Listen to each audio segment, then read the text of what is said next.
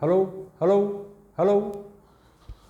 हाँ फ्रेंड्स, तो इसके पहले के वीडियो में मैंने आपसे बताया था कि मैं फर्स्ट ईयर का टॉपिक स्टार्ट कर चुका हूँ। पहला टॉपिक मैंने न्यूटन्स लॉ ऑफ मोशन लिया है, ये इसके पहले के जस्ट वीडियो में बता चुका था। अल्टरनेटिवली एक फर्स्ट ईयर एक सेकेंड ईयर के वीडियोस में दे रहा हूँ, ठीक है ना। हो सकता है आज का वीडियो जो मैं अभी रिकॉर्ड कर रहा हूँ वो मैं आज क्या कहते हैं पोस्ट ना कर पाऊँ फिर उस पर यूट्यूब पे, क्योंकि हमारे पास थोड़ा सा कनेक्टिविटी की प्रॉब्लम आ रही है, नेट की प्रॉब्लम आ रही है। कल मैं 9-10 बजे तक ये वीडियो पोस्ट करूंगा, ठीक है ना। तो अब आप देखिए, मैंने Newton's law of motion topic start किया था, सेकेंड ईयर का थर्ड टॉपिक है। तो इस टॉपिक में पहले ब्रेकअप बताया था कि आपको क्या क्या बातें पढ़नी है, और न्यूटन्स लॉ ऑफ मोशन में ही फ्रिक्शन भी है, उसका भी ब्रेकअप आपको बता दिया था। और ब्रेकअप बताने के बाद मैंने केवल 2 पॉइंट बढ़िया से एलोबरेट कर दिए थे। एक तो एरिस्टोटल फेलेसी जो आपका एनसीईआरटी का पहला पेज और दूसरे पेज का थोड़ी सी जगह पर रखा मतलब दिया हुआ है, और साथ में आपको बता दिया था इनर्शिया क्या होती है, उसको बढ़िया समझा दिया था, टाइप्स ऑफ इनर्शिया समझा दिया था। आज के इस शॉर्ट वीडियो में मैं आपको केवल दो पॉइंट और बताऊंगा। एक तो मैं आपको बताऊंगा गैलीलियोज लॉ ऑफ इनर्शिया क्या है, फिर Newton's first second and third law समझाऊंगा, और फिर उसके बाद थोड़ा सा उसके बारे में एनालिसिस करूंगा। उसके बाद मैं इम्पल्स का कॉन्सेप्ट लूंगा और relationship between impulse momentum and force दूंगा। और अगर टाइम मिल गया तो मैं इसी वीडियो में आपको जो है law of conservation of linear momentum भी समझा दूंगा। तो इतनी बातें मैं समझाने जा रहा हूँ, छोटी छोटी बातों पे गौर कीजिए, मेरे वीडियो को लाइन से देखिए। लाइन से देखिएगा तो सारी बात क्लियर हो जाएगी, और हर टॉपिक के एंड पे मैं इन्हीं कॉन्सेप्ट से आपको अच्छे से अच्छे सवाल लगा के दिखा दूंगा, ठीक है ना। तो अब आप देखिए, मैं आपको बताने जा रहा हूँ इस समय गैलीलियोज लॉ ऑफ इनर्शिया क्या है। इनर्शिया तो आप समझ चुके थे इसके पहले की वीडियो में। इनर्शिया मतलब रेजिस्टिविटी टू चेंज, जिस इनहेरेंट प्रॉपर्टी की वजह से कोई ऑब्जेक्ट या कोई सिस्टम या कोई वस्तु अपने अंदर होने वाले किसी भी प्रकार के परिवर्तन का विरोध करती है, उसी को हम इनर्शिया कहते हैं। और इनर्शिया का जो मापदंड है, जो मेजर है, वो मास है। ज़्यादा मास होगी तो ज़्यादा इनर्शिया होगी, ज़्यादा रेजिस्टिविटी टू चेंज होगी। तो ठीक है, अब देखिए गैलीलियोज लॉ ऑफ इनर्शिया क्या है। गैलीलियोज लॉ ऑफ इनर्शिया ये है कि a body continues to be in state of rest और motion until and unless acted upon by some external force. देखिए गौर से देखिए, 2 ही 3 पॉइंट इस टॉपिक में मैं आपको बताऊंगा, बढ़िया से देखिए। पहला पॉइंट आपके सामने जो है वो है Galileo's law of inertia. Galileo's law of inertia, Galileo's law of inertia, इसको खूब बढ़िया समझिए। जब कोई टॉपिक समझिए तो केवल उस टॉपिक पे ही आपका ध्यान होना चाहिए। वो जो टॉपिक का पार्ट आप देखने आ रहे हैं, केवल उस पार्ट पे ध्यान होना चाहिए। सिर्फ इतना देखिए कि गैलीलियोज लॉ ऑफ इनर्शिया मैं आपको समझाने जा रहा हूँ, खूब गौर से केवल इतनी ही बात देखिए और इसका मतलब समझिए। तो गैलीलियोज लॉ ऑफ इनर्शिया ये है कि a body continues to be in state of rest और motion until and unless acted upon by some external force. कहने का मतलब है कि जब तक किसी बॉडी पे कोई एक्सटर्नल फोर्स नहीं लगाएंगे, किसी सिस्टम पे एक्सटर्नल फोर्स नहीं लगाएंगे, तो वो अपने स्टेट ऑफ मोशन को मेंटेन करती है। अगर वो रेस्ट पे है तो रेस्ट पे ही रहेगी, मोशन में है मोशन में ही रहेगी, और पर्टिकुलर डायरेक्शन में मूव कर रही है तो पर्टिकुलर डायरेक्शन में मूव ही करती रहेगी। यही गैलीलियोज लॉ ऑफ इनर्शिया है। और मैंने इसके पहले की वीडियो में बताया था कि एरिस्टोटल ने कहा था कि force is required to maintain the state of motion, और वो बात गैलीलियो ने गलत साबित कर दी। और आज का फिजिक्स का व्यू पॉइंट जो है वो ये है कि force is required to change the state of motion, not to maintain it, ठीक है ना। और मेंटेन करने के लिए जो आपको नॉर्मल लाइफ में विजिबल है फोर्स लगाना पड़ता है, वो इसलिए है क्योंकि नेचर में फ्रिक्शन है। अगर फ्रिक्शन नहीं होता तो फोर्स की ज़रूरत नहीं पड़ती मोशन को मेंटेन करने के लिए, केवल मोशन को चेंज करने के लिए फोर्स की ज़रूरत पड़ती, ठीक है ना। तो इतनी बात क्लियर है। अब आप देखिए Newton's first second and third law of motion, फटाफट देखिए। बेसिक कॉन्सेप्ट जितनी जल्दी आप ले सकें क्लैरिटी के साथ उतना बढ़िया है, और ज़्यादा समय आपको प्रॉब्लम सॉल्विंग में देना है। बेसिक कॉन्सेप्ट्स लेने में आपको ज़्यादा से ज़्यादा 2 महीने का समय लगाना चाहिए आइडियली, ठीक है ना। उसके बाद प्रॉब्लम सॉल्विंग में रेस्ट ऑफ 8-10 मंथ्स आप लगाएंगे तो आपको कोई नहीं, कहीं से भी कोई रुक नहीं पाएगा, ठीक है ना। तो अब आप देखिए Newton's first second and third law बता रहा हूँ। Newton's first second and third law of motion, Newton's first second and third law of motion, ये 3 बात मैं ये पॉइंट मैं बताने जा रहा हूँ। ये मैं बता चुका हूँ, खूब गौर से इसको देखिए। न्यूटन का जो फर्स्ट लॉ है वो गैलीलियो लॉ ऑफ इनर्शिया ही है, थोड़ा सा शब्दों का हेरफेर है, बेसिक एसेंस एक ही है। न्यूटन्स फर्स्ट लॉ ये कहता है body remains to be unaccelerated until and unless acted upon by some external force. जब तक किसी बॉडी पे कोई हम बाह्य बल ना लगाएं, एक्सटर्नल फोर्स ना लगाएं, तब तक वो बॉडी क्या होती है, अनएक्सेलरेटेड रहती है। यही Newton's first law of motion है, ठीक है ना। गैलीलियोज लॉ ऑफ इनर्शिया का ही रूप है थोड़ा सा शब्द आगे पीछे कर दिया है, बेसिक एसेंस एक ही आता है, न्यूटन्स फर्स्ट लॉ का और गैलीलियोस लॉ ऑफ इनर्शिया का, ठीक है ना। तो Galileo's first law of inertia, ये Newton's first law of motion ये है कि a body remains to be unaccelerated until and unless acted upon by some external force.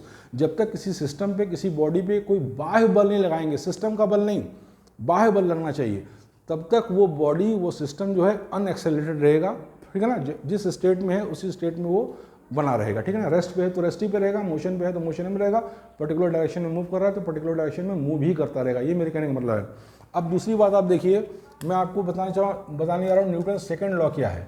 अच्छा, अब आप एक बार गौर से देखिए, न्यूटन फर्स्ट लॉ क्या करता है, फोर्स को डिफाइन करता है, फोर्स का डेफिनेशन बताता है। आप गौर से देखिए Newton first law, Galileo's law of inertia को, तो आप फोर्स का डेफिनेशन इसे पाएंगे, force is an external agent which changes और tries to change the state of motion of an object और अ बॉडी और अ सिस्टम। यही फोर्स है, यही डेफिनेशन आपको 7th 8th 9th 10th में आपको रटाई जाती है, ठीक है ना। तो फोर्स क्या है, एक एक्सटर्नल एजेंट है जो चेंज करता है या चेंज करने की कोशिश करता है किसी ऑब्जेक्ट या सिस्टम या बॉडी के मोशन को। जैसे मैं आप एग्जांपल देके बताऊं, जैसे मान लीजिए चेयर है, अब मैंने इसको फोर्स लगाया ऐसे, तो इस केस में इसका स्टेट ऑफ मोशन चेंज हो गया, ठीक है ना। लेकिन ये चेंजेस और ट्राइज टू चेंज, अगर मैं दीवार को धक्का मारूं तो दीवार आगे पीछे नहीं जाएगी, इस केस में ट्राइज टू चेंज, ठीक है ना। हर डेफिनेशन का में हर पॉइंट का, हर बात का मतलब होता है, हर वर्ड मीनिंगफुल होती है, उसको बढ़िया से समझ लेना चाहिए, ठीक है ना। एक बात और बोला जाता है, force is an external agent which changes और tries to change the state of motion of an object और बॉडी और सिस्टम और डिफॉर्म्स और ट्राइज टू डिफॉर्म। तो मेरे पास इस समय कोई चीज़ नहीं है जो मैं आपको दिखा सकूं। अज्यूम करिए कि आपके सामने मेरे हाथ में जो है एक प्लास्टिक की बॉटल है, अगर उस प्लास्टिक की बॉटल पे हम ऐसा फोर्स लगाएं और थोड़ी सी हल्की प्लास्टिक है तो वो डिफॉर्म हो जाएगी, ठीक है ना। लेकिन अगर आप क्या कहते हैं, स्टील की बॉल है, उसके ऊपर फोर्स लगाएं तो डिफॉर्म नहीं होगी। तो फोर्स वो एजेंट है जो चेंज करता है या चेंज करने की कोशिश करता है, डिफॉर्म करता है या डिफॉर्म करने की कोशिश करता है। ये क्लास 8 9 10 से आपको रटाया जाता है, ठीक है ना। तो अब उसका मतलब आप बढ़िया समझ लीजिए, ठीक है। अब मैं आपको बताने जा रहा हूँ Newton second law. Newton second law of motion ये कहता है कि the applied force on an object और अ बॉडी और a system is equal to the product of mass of the body and the acceleration produced in it. Force is equal to ma, ये Newton second law है। Newton second law ये कहता है किसी body पे अगर F force लगाएं और उसका मास m है और उसके अंदर एक्सेलरेशन a प्रोड्यूस होता है तो फोर्स बराबर m इंटू a, ये न्यूटन सेकंड लॉ है। देखिए, फर्स्ट लॉ फोर्स को डिफाइन करता है, सेकंड लॉ फोर्स को मेजर करता है, कितना फोर्स। फर्स्ट लॉ तो डेफिनेशन देता है कि भाई ये डेफिनेशन है, लेकिन सेकंड लॉ उसको मेजर करता है कितना फोर्स, जो फोर्स किसी बॉडी पे लगेगा उसके मास और एक्सेलरेशन के प्रोडक्ट के बराबर होगा।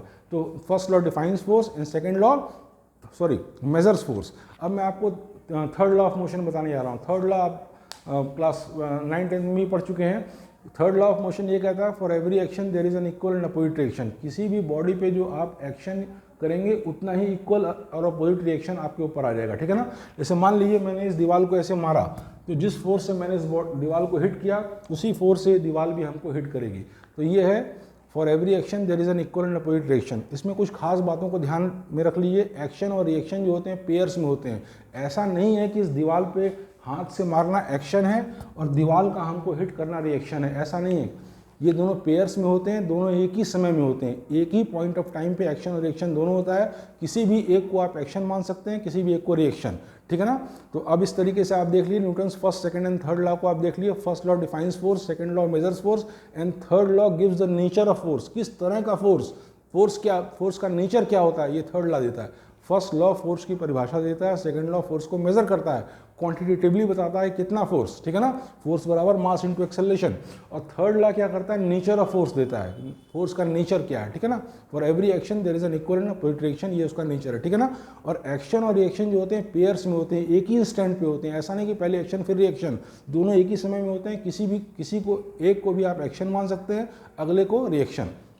एक बात और आपके, अच्छा अब देखिए इस पार्ट में बोर्ड लेवल का आपके जो फर्स्ट ईयर में रहेंगे उसमें किस तरह क्वेश्चंस बन सकते हैं। What is Galileo's law of inertia, what is Newton's first second and third law, ठीक है ना। ज़्यादातर न्यूमेरिकल्स ही बनेंगे, लेकिन इस तरह के भी क्वेश्चंस आ सकते हैं।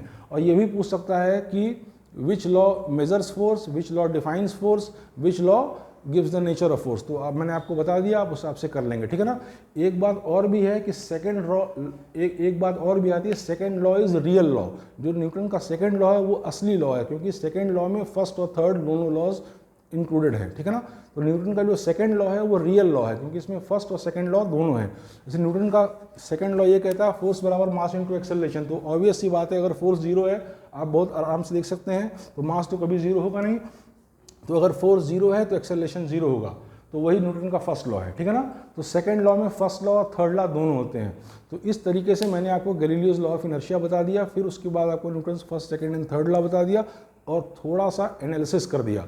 सिलेबस बहुत बड़ा है, ज़्यादातर स्कूल्स में, ज़्यादातर कोचिंग्स में सिलेबस बेसिक्स कवर ही नहीं हो पाते हैं, सारे न्यूमेरिकल्स कवर नहीं हो पाते हैं, इसलिए थोड़ी सी स्पीड को बनाए रखना ज़रूरी है, क्योंकि 10-15 मिनट की वीडियो में अगर इस रेट से भी हम चलेंगे तो 6-7-8 महीना लग जाएगा पूरा syllabus first year second year का कवर करने के लिए, ठीक है ना। तो इसलिए स्पीड के साथ थोड़ा सा अकोमोडेट करिए। और अगर आपको एक बार में पूरी बात क्लियर नहीं होती तो 2 बार सुन लीजिए, 2 बार सुनने में कोई बहुत दिक्कत नहीं है, ठीक है ना। रोज़ आप 40-40 मिनट भी फिजिक्स देते रहेंगे मेरी वीडियोस के साथ, तो आपका पूरा 100 में 100 फर्स्ट ईयर और सेकंड ईयर में आ जाएगा बोर्ड लेवल पे, ठीक है ना। कंपटीशन लेवल पे मैं जितना बना पाऊंगा आपको दूंगा, उसके अलावा आपको कुछ और सवालों की प्रैक्टिस करनी पड़ेगी। सारे सवालों को बना के कंपटीशन लेवल पे दे पाना प्रैक्टिकली फीजिबल नहीं है, ठीक है ना। फिर भी मैं अपनी पूरी कोशिश करूँगा, ठीक है। अब आप देखिए नेक्स्ट चीज़, देखिए नेक्स्ट चीज़ मैं आपको बताने जा रहा हूँ कि क्या कहते हैं क्या नाम है, ये Newton's first, second and third law हो गया। अब मैं आपको बताने जा रहा हूँ concept of impulse. Concept of impulse, impulse से आप क्या समझते हैं, खूब बढ़िया से समझिए कि इम्पल्स से आप क्या समझते हैं। देखिए इम्पल्स भी एक तरह का फोर्स है, इम्पल्स भी एक तरह का फोर्स है। देखिए इसकी परिभाषा जो किताबों में मिलती है वो इस प्रकार से है, when ever a huge amount of force, when ever a very huge amount of force acts upon a object और अ बॉडी और a system for a very short interval of time. जब भी कोई ह्यूज अमाउंट ऑफ फोर्स किसी object, किसी body, किसी system पे लगता है बहुत कम समय के लिए, इस प्रकार से कि फोर्स और टाइम इंटरवल का प्रोडक्ट एक सिग्निफिकेंट, एक मेजरेबल क्वांटिटी होती है, तो हम कहते हैं उस ऑब्जेक्ट, उस बॉडी, उस सिस्टम पे इम्पल्स लगा, ठीक है ना। इम्पल्स भी एक प्रकार का फोर्स है। फिर से समझिए, जब भी किसी ऑब्जेक्ट, सिस्टम या बॉडी पर एक ह्यूज अमाउंट ऑफ फोर्स लगता है बहुत कम समय के लिए, इस प्रकार से कि फोर्स और टाइम इंटरवल का प्रोडक्ट जो होता है एक मेजरेबल सिग्निफिकेंट क्वांटिटी होती है, तो हम कहते हैं कि बॉडी पे इम्पल्स लगा। इम्पल्स का मतलब यही है, ठीक है ना। ये भी एक तरह का फोर्स है, इसको वेक्टर आई से डिनोट करते हैं। वेक्टर क्वांटिटी है, फोर्स वेक्टर होता है, इम्पल्स भी वेक्टर है, और ये होता है फोर्स, अप्लाइड फोर्स और शॉर्ट इंटरवल का प्रोडक्ट, ठीक है ना। यही आपका इम्पल्स होता है, ठीक है ना। हज़ारों एग्जाम्पल आपकी प्रकृति में इससे संबंधित उपलब्ध हैं। आप जैसे देखिए, क्रिकेट की बॉल आई, अपने बल्ले से मार दिया, क्रिकेट की बॉल आई, बल्ले से मार दिया, तो क्या क्या इम्पल्स दिया, ठीक है ना। किसी को आपने लाठी से मार दिया, तो उससे क्या, ये भी एक इम्पल्स है। लाठी से दीवार पे मार दिया, ये भी एक इम्पल्स है। बिलियर्ड की बॉल है, उसको आपने हिट कर दिया, ये भी एक तरह का इम्पल्स का ही उदाहरण है। huge amount of force for a short interval of time such that the product of force and time interval is a measurable quantity, then we say कि an impulse acts upon an object or a body or a system। तो अब देखिए impulse का जो unit होता है वो क्या होता है, फोर्स का यूनिट न्यूटन है, टाइम का यूनिट फोर्स का यूनिट न्यूटन है, टाइम का यूनिट सेकंड है। तो इम्पल्स की यूनिट होगी न्यूटन इंटू सेकंड, इम्पल्स की यूनिट होगी न्यूटन इंटू सेकंड, ठीक है ना। आपके फर्स्ट ईयर में इस तरह के भी क्वेश्चन आ जाते हैं कि इम्पल्स निकालिए, आपको फोर्स दे देगा, टाइम इंटरवल दे देगा, बोलेगा कि आप इम्पल्स निकालिए, और बोलेगा कि आप इम्पल्स की यूनिट दिए। तो सब बहुत सिंपल चीज़ें हैं, आप निकाल सकते हैं। डायमेंशन फॉर्मूला दीजिए तो बड़े आराम से आप निकाल सकते हैं, ठीक है ना। डायमेंशन चैप्टर मैंने अभी होल्ड पे रखा है, मैं कुछ दिन बाद जब मुझे टाइम मिलेगा तो मैं डायमेंशन चैप्टर और फिजिकल वर्ल्ड एंड मेजरमेंट और काइनेमेटिक्स के दोनों चैप्टर कवर कर दूंगा, ठीक है ना, और वर्क पावर एनर्जी, ठीक है ना। तो अब आप देखिए मैं आपको बताने जा रहा हूँ कॉन्सेप्ट ऑफ मैंने अब तक आपको बताया गैलीलियोज लॉ ऑफ इनर्शिया, ठीक है ना। उसके बाद बताया Newton's first, second and third law of motion, इसके बारे में थोड़ा डिस्कशन कर लिया मैंने, ठीक है ना। थोड़ा सा एनालिसिस कर लिया, कौन सा रियल लॉ है, एक्शन रिएक्शन पेयर्स में होते हैं, ये सब छोटी छोटी बातों का डिस्कस कर लिया। उसके बाद मैं आपको बताया कि इम्पल्स क्या होता है, इम्पल्स की यूनिट क्या है, इम्पल्स का डायमेंशन फॉर्मूला क्या है, बोर्ड लेवल पे किस तरह के क्वेश्चंस बन सकते हैं, और इम्पल्स बराबर फोर्स इंटू डेल्टा टी। ये आपका इस पे बहुत छोटे न्यूमेरिकल भी आपके फर्स्ट ईयर में आ सकते हैं। उसमें आपसे कहेगा फोर्स दे देगा, टाइम इंटरवल दे देगा, कहेगा कि आप इम्पल्स निकालिए, तो आप निकाल लीजिएगा, ठीक है ना। तो अब आप देखिए नेक्स्ट चीज मैं आपको बताने आ रहा हूँ, relationship between force, impulse and momentum. Relationship between force, impulse and momentum, इससे बहुत से छोटे मोटे न्यूमेरिकल लगते हैं, ठीक है ना। इम्पल्स, मोमेंटम और फोर्स के बीच जो रिलेशनशिप है वो मैं आपको बताने जा रहा हूँ। What is the relationship between impulse, momentum and force. तो देखिए इम्पल्स क्या होता है, इम्पल्स डेफिनेशन से ही क्लियर है, impulse is equal to force into delta T.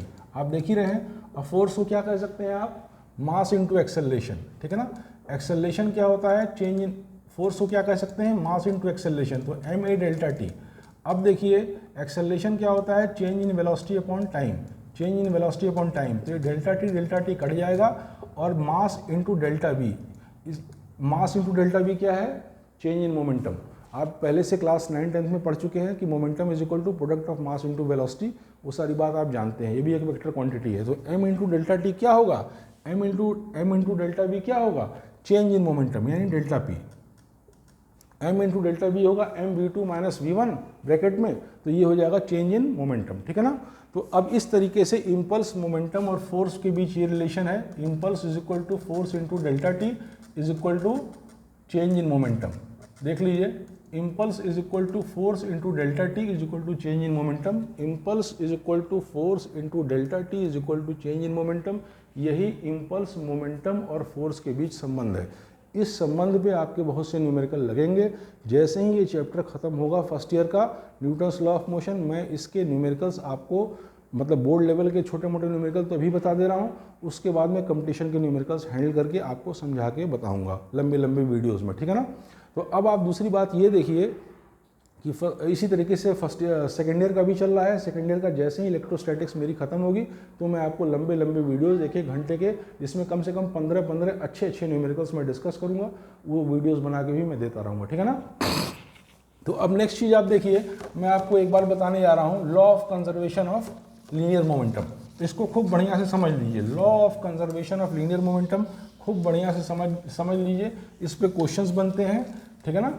और जब इसका बेसिक आपको पता रहेगा तो मैं क्वेश्चन में, देखिए जितने बेसिक्स मैं बता रहा हूँ उतना आप कई बार देखकर तैयार कर लीजिए, तभी आप न्यूमेरिकल्स में मेरे साथ कंफर्टेबल होंगे। क्योंकि न्यूमेरिकल्स में मैं बोलूँगा, ऐसे ही बोलूँगा कि उस वीडियो में मैंने बताया था, ठीक है ना। बेसिक्स आपको आना चाहिए, फॉर्मूलेज आपको आना चाहिए।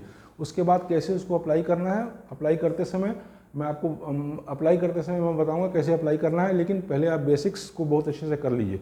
बस 3-4 दिन और है, उसके बाद मेरे एक टॉपिक दोनों के फर्स्ट ईयर सेकंड ईयर खत्म हो जाएंगे तो मैं स्टार्ट कर दूंगा, ठीक है ना। तो अब आप देखिए, मैं आपको बता रहा हूँ नेक्स्ट चीज, law of conservation of linear momentum, law of conservation of linear momentum. खूब ध्यान से देखिए, केवल इसी पॉइंट पर ध्यान रखिए, केवल इसी पॉइंट पे ध्यान रखिए कि मैं आपको बताने जा रहा हूँ law of conservation of linear momentum, यानी लीनियर मोमेंटम के संवेग संरक्षण का नियम, ठीक है ना। संवेग संरक्षण का नियम, law of conservation of linear momentum समझाने जा रहा हूँ। तो पहले इसको बहुत बढ़िया समझिए। Law of conservation of linear momentum, काफ़ी अच्छे सवाल इससे बनते हैं, ध्यान से देखिए। Law of conservation of linear momentum सिर्फ ये कहता है कि किसी भी सिस्टम का, किसी भी बॉडी का टोटल मोमेंटम, टोटल संवेग संरक्षित रहता है, कंजर्व रहता है, जब तक उसके ऊपर कोई एक्सटर्नल फोर्स ना लगाया जाए। फिर से सुनिए, कोई भी सिस्टम, कोई भी बॉडी, कोई भी ऑब्जेक्ट का कुल मोमेंटम कंजर्व रहता है अगर उसके ऊपर कोई सिस्टम पे कोई एक्सटर्नल फोर्स ना लगाया जाए। अगर किसी सिस्टम, अगर किसी ऑब्जेक्ट, किसी बॉडी, किसी सिस्टम पे कोई एक्सटर्नल फोर्स ना लगाया जाए तो उसका कुल मोमेंटम जो है वो कंजर्व रहेगा। यही law of conservation of linear momentum कहता है। ध्यान से देखिए, कोई सिस्टम है, कोई ऑब्जेक्ट है, कोई बॉडी है, उसका टोटल मोमेंटम जो होगा, मोमेंटम मतलब उस सिस्टम का मास और उसकी वेलोसिटी का प्रोडक्ट, ये कंजर्व होगा जब तक उस सिस्टम, उस ऑब्जेक्ट, उस बॉडी पे कोई एक्सटर्नल फोर्स ना लगाए। अगर हम बाह्य बल नहीं लगाएंगे तो ये कंजर्व रहेगा, ठीक है ना। अब इसके बहुत से प्रैक्टिकल एग्जांपल्स आप देख सकते हैं न्यूटन सेकंड लॉ के भी, और साथ में law of conservation of angular momentum के, लीनियर मोमेंटम के भी बहुत से प्रैक्टिकल एग्जांपल आप रियल लाइफ में देख सकते हैं। 2-4 मैं आपको बता देता हूँ। जैसे बंदूक से आपने गोली फायर की, तो आदमी को पीछे की ओर झटका लगता है। गोली फायर की तो पीछे की ओर झटका लगता है। क्यों लगता है? क्योंकि शुरू में क्या होता है कि गोली और बंदूक दोनों रेस्ट पे होती है। इनिशियल क्या है? सिस्टम क्या है यहाँ? देखिए फिजिक्स में एक बात ध्यान दीजिएगा, जितनी बात दी रहे उतनी ही बात आप मानेंगे, अगल बगल आप कुछ नहीं मानेंगे। अगर आपको दे दिया बंदूक और गोली है तो आप ये मानिए कि सिस्टम में केवल बंदूक और गोली है और अगल बगल कुछ नहीं है, ठीक है ना। इस तरह से मान के आप चीज़ों को समझेंगे। तो जैसे मान लीजिए बंदूक और गोली है और इनिशियली बंदूक और गोली दोनों रेस्ट पे हैं, ठीक है ना। टोटल मोमेंटम सिस्टम का क्या है? इनिशियली 0 है।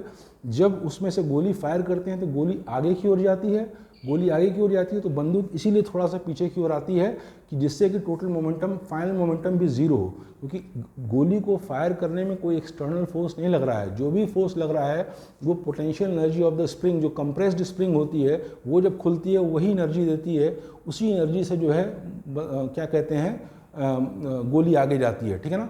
तो कहने का मतलब कि अगर मान लीजिए गोली का मास स्मॉल m है और उसकी वेलोसिटी v है जिससे वो आगे जा रही है, तो अगर बंदूक भी पीछे नहीं आएगी तो total momentum, final momentum zero कैसे होगा, ठीक है ना। इसीलिए बंदूक रिकॉइल करती है, ये law of conservation of linear momentum के आधार पे है, ठीक है ना। एक बात आप और देखिए, जब भी आप देखेंगे कि गंगा के घाट पे गए होंगे बनारस में, तो जब भी आप नाव पे पैर रखेंगे तो नाव पीछे की ओर आती है। जब भी आप नाव की ऊपर आगे की ओर कदम रखेंगे तो नाव पीछे की ओर आती है। इसलिए आती है क्योंकि इनिशियल मोमेंटम वहाँ भी सिस्टम का ज़ीरो था, तो फाइनल भी ज़ीरो ही होना चाहिए, क्योंकि कोई एक्सटर्नल फोर्स नहीं है। जो भी फोर्स है वो इंटरनल फोर्स है, और इंटरनल फोर्स से सिस्टम का मोमेंटम चेंज नहीं करता, ठीक है ना। तो आप आगे की ओर स्टेप करते हैं तो नाव पीछे की ओर आती है फाइनल मोमेंटम को फिर से ज़ीरो करने के लिए। बहुत से एग्जाम्पल्स हैं, लेकिन मैं फ़िलहाल 2 ही दे रहा हूँ, ठीक है ना।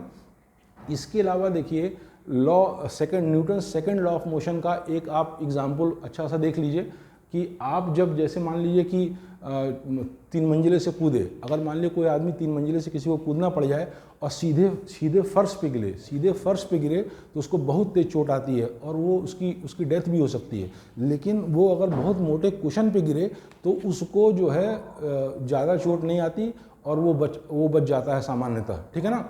तो ऐसा क्यों होता है, ये Newton second law of motion के आधार पे आप समझ सकते हैं। देखिए जब वो ऊपर से गिरता है, मान लीजिए कोई आदमी 3 मंजिले से गिरा, तो जिस स्पीड से वो ग्राउंड से स्ट्राइक कर रहा है, दोनों केस में वो स्पीड सेम है, ठीक है ना। तो दोनों केस में इनिशियल मोमेंटम सेम है, चाहे वो कंक्रीट पे गिर रहा है चाहे गद्दे पे गिर रहा है, और फाइनल मोमेंटम भी दोनों के केस में सेम है। फाइनली बॉडी रेस्ट पे ही आएगी। गद्दे पर भी गिरा तो थोड़ी देर में रेस्ट में आएगा, कंक्रीट में गिरा तो तुरंत रेस्ट पे आएगा, लेकिन फाइनल मोमेंटम दोनों केस में ज़ीरो होगा। इनिशियल मोमेंटम भी दोनों केस में सेम ही होगा, क्योंकि एक सर्टेन हाइट से अगर बॉडी गिरेगी तो सर्टेन वेलोसिटी होगी। लेकिन फ़र्क क्या पड़ जाता है, जब आदमी गद्दे पे गिरता है तो उसका मोमेंटम, चेंज ऑफ मोमेंटम जो होता है वो उसमें ज़्यादा टाइम लग जाता है, इनिशियल से फाइनल आने में ज़्यादा टाइम लग जाता है। और कंक्रीट पे गिरता है 10⁻⁴ सेकंड के अंदर ही इनिशियल मोमेंटम से फाइनल मोमेंटम ज़ीरो हो जाता है। तो पहले केस में क्या है कि बहुत कम समय में जो है मोमेंटम चेंज ऑफ मोमेंटम दोनों केस में सेम है, लेकिन पहले केस में क्या है कि मोमेंटम जो है वो बहुत कम समय में ख़त्म होता है। तो इससे क्या होता है कि rate of change of momentum पहले केस में बहुत ज़्यादा हो जाता है। जैसे मान लीजिए कंक्रीट पे गिरा तो 10⁻⁴ सेकंड के अंदर ही उसका मोमेंटम ज़ीरो हो जाएगा, ठीक है ना। और कुशन पे गिरा तो करीब 1 सेकंड का टाइम ले लेगा। तो अब आप इससे देख सकते हैं कि rate of change of momentum पहले केस में 10⁻⁴ टाइम्स ज़्यादा होगा, और rate of change of momentum को ही हम फोर्स डिफाइन करते हैं। इसलिए पहले केस में फोर्स बहुत ज़्यादा होगा और वो बहुत फैटल भी हो सकता है, आदमी के फैटल ही होगा। 3 मंजिले से गिरे, कंक्रीट पे गिरे तो डेथ ही होगी, ठीक है ना। तो ये काफ़ी फैटल फोर्स होगा, और इससे 10⁻⁴ टाइम्स कम फोर्स तब लगेगा जब उसका मोमेंटम 1 सेकंड में ज़ीरो हो। समझ रहे हैं ना। तो इस तरीके से मैंने इतनी बातें डिस्कस कर ली आपको। अब तक आपकी इतनी बातें हो चुकी। सबसे पहले मैंने आपको Newton's law of motion start किया, रस्टल फैलेसी बताई, इनर्शिया, टाइप्स ऑफ इनर्शिया बताया, फिर गैलीलियोज लॉ ऑफ इनर्शिया बताया, फिर Newton's first, second and third law of motion बताया, उसके थोड़े मोड़े डिस्कशंस किए। उसके बाद मैंने आपको बताया क्या कहते हैं इम्पल्स, कॉन्सेप्ट ऑफ इम्पल्स। फिर आपको बताया relationship between force, impulse and force, impulse and momentum, इसका रिलेशनशिप बताया, ये फॉर्मूला बताया। उसके बाद मैंने आपको बताया कि क्या कहते हैं some practical examples of second law of motion and क्या नाम है इसका, law of conservation of linear momentum. इतनी बातें मैं आपको बता चुका हूँ, ठीक है ना। अगर आपको स्पीड, बिगनर्स को अगर स्पीड थोड़ी फास्ट लग रही है तो स्पीड वैसे कोई बहुत फास्ट नहीं है, ऐसी स्पीड कोटा में चलती है, ठीक है ना। कोटा में फास्ट स्पीड चलती है, ठीक है ना। और तो आप जो है अगर फास्ट लग रही है तो मेरे वीडियोस को 2 बार 3 बार देख लीजिए, सारी बातें क्लियर हो जाएंगी, ठीक है ना। अगर वॉइस को ध्यान सुन लीजिए, और जितनी जल्दी आप बेसिक्स ख़त्म करेंगे उतनी जल्दी हम लोग अच्छे न्यूमेरिकल्स में आएंगे। Thank you.